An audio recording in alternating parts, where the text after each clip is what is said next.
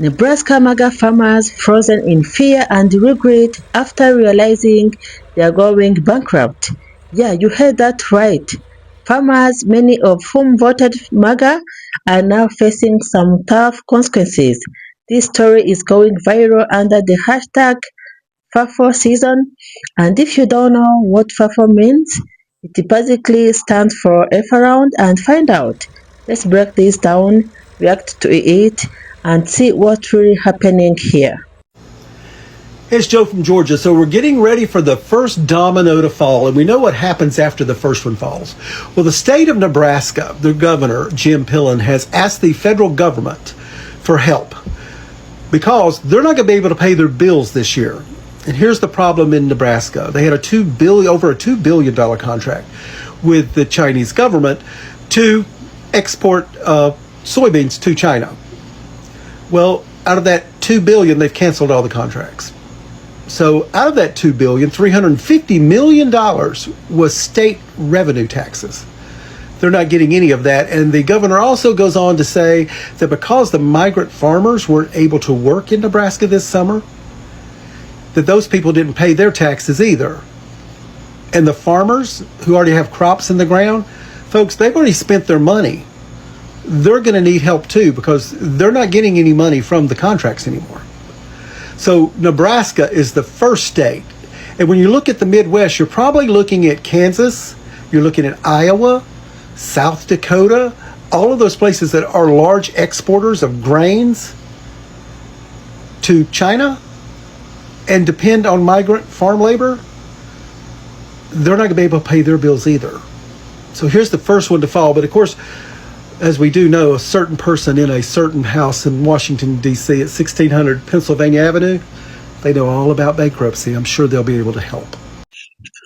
So first off, farming is not easy. It's one of the most unpredictable jobs in America. Farmers depend on good weather, affordable supplies, and government policies that support agriculture. There's stories all over the internet about farmers going bankrupt across the country. And I want you to know, I want to feel sorry for you. I'm struggling. I'm struggling to care at all. And I mean that from the bottom of my heart, because typically I have empathy, but I'm really, really tired of telling you farmers and you people that are in rural parts of the United States, I'm tired of telling you what your vote does to you. Yeah, I mean, you guys in the red states, you keep doing the same thing over and over again, and you're broke. You don't have any money. West Virginia, Louisiana, Mississippi, Arkansas, you get my point. You're broke. And yet you keep voting for the Republican Party that wants nothing to do with you. And farmers, guess what? You're included. But you keep voting red, and now you want me to feel sorry for you. I'm sorry. I just can't. But here is the catch. A lot of farmers in Nebraska who supported MAGA policies are now realizing that those very same policies, especially trade wars, tariffs, and cuts to certain subsidies, are making their businesses unsustainable. Maybe y'all saw the news out of Nebraska today. Our state has in fact gone bankrupt. Due to his tariffs and the loss of all of our migrant farm workers, our state has lost over $500 million. It's so bad that Governor Pillen had to call and ask him for a bailout, and we don't know if he's going to give it to us. My husband and I did used to own a farm here in Nebraska, and thanks to the loss of all the workers, we went bankrupt, and bankruptcies in our state overall are at a record high right now. It's still just so weird to me because we all voted red. Nebraska, every county, every district overwhelmingly voted red, and that seems to have been the reason that we're all out of business now. And that just doesn't make that much sense to me.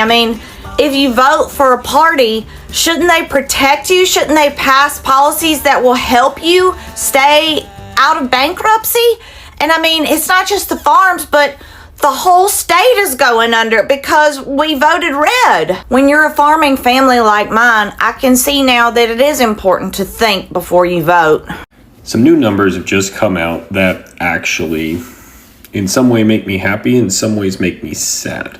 See, in the first quarter of 2025, bankruptcies for farmers exceeded the 2024 total for the year.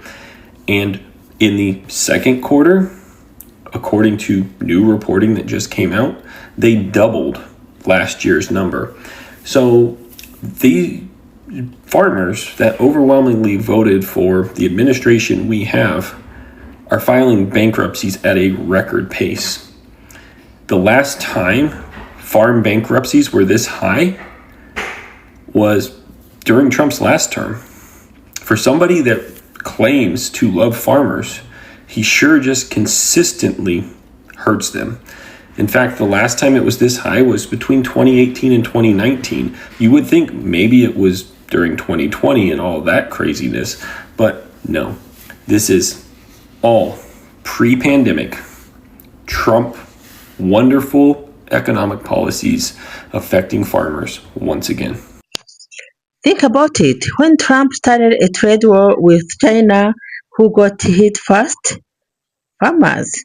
China was one of the biggest buyers of American soybeans, corn, and pork.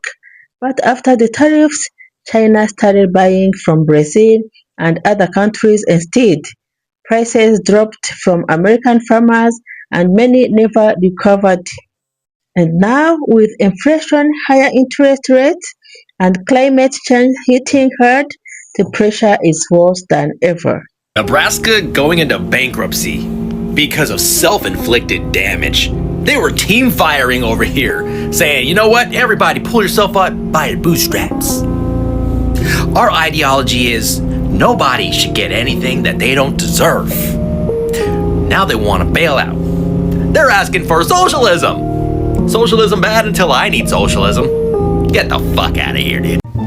Hey, Nebraska, do you need a tissue for your issues? Hey, Nebraska, save the drama for your mama. What happened, Nebraska? Did voting for Trump ruin your economy? Oh, that's weird. That's so weird. It's kind of like we told you so, right? Oh, I love this. I like to stick it in your face and rub it in. It's kind of like, when Trump was telling everybody he was going to come after the undocumented people in this country that were working hard and deport them, that they would kind of move to a state they felt safe in. And apparently, Nebraska wasn't one of them. They packed up their stuff and they headed on out to a state that would welcome them with open arms. So now you're going bankrupt. And as somebody that lives in a blue state, I could give a shit less. Boo hoo. Oh, and I can't wait for the hated comments. I can't wait for it. You voted for this. You voted for this. And now you're getting it. So why are you mad at us? We didn't vote for this. Nope. We voted completely against this. You voted for this. I better not get one BS comment. Not one. Not one. Oh, how mean you are. The stink. You're so mean. Shut up. Shut up. I'm not mean. I'm just giving you what you wanted. You wanted this. You voted for it. You made your bed. Now lay in it. Have a day. What's wild about this trending story is the regret factor. A lot of these Nebraska farmers were waving MAGA flags a few years ago, thinking they were protecting their way of life.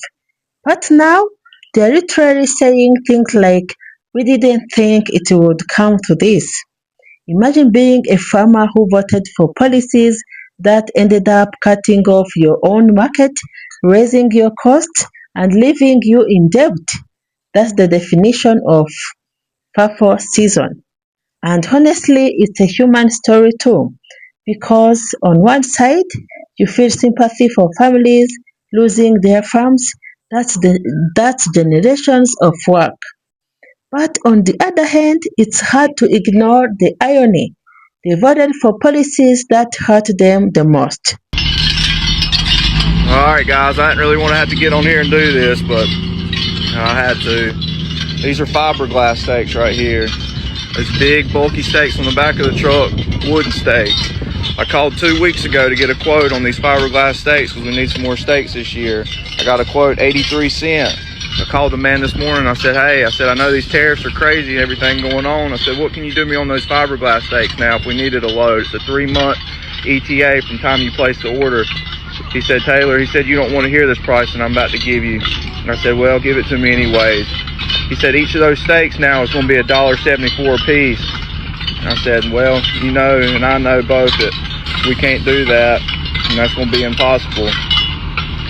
So that's just to let you know a little bit of what we're going through out here on our farm and what farmers in general are going through.